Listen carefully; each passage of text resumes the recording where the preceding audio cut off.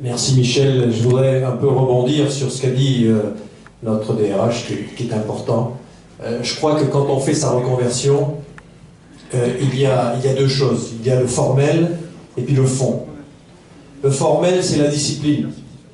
Or, on dit, nous, dans notre approche, je dirais, morale, on dit il faut que l'ancien militaire fasse le deuil. Le deuil, qu'est-ce que c'est? C'est, par exemple, comme implication, accepter qu'on se tutoie. Déjà, c'est très dur. Et je sens, pour les avoir accompagnés, des camarades officiers et généraux qui s'assoient et qui, la première fois, se font tutoyer par tout le monde et se font appeler par leur prénom. C'est dur, mais il faut le faire. Il faut le faire parce que dans le civil, c'est comme ça. Donc ça, c'est le deuil. Et puis, il y a le fond. Le fond, nous sommes, nous, des militaires, dans un carré bien droit, mais surtout des assistés. C'est-à-dire qu'on n'a aucune approche financière. Nous n'avons aucune approche financière.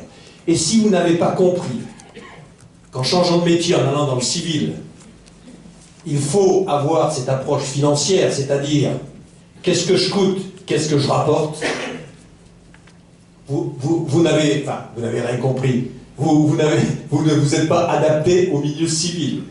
Donc cette approche, je dirais, fonctionnelle, est quelque chose de très important dont nous, militaires, nous n'avons pas l'habitude. Quand on part en manœuvre, quand on ne demande pas combien ça coûte, etc., on n'a aucune notion de rentabilité, de coût, d'efficacité.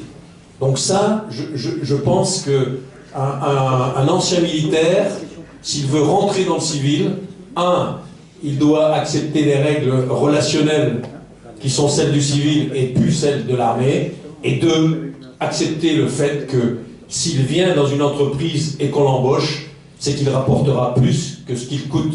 Voilà, merci messieurs.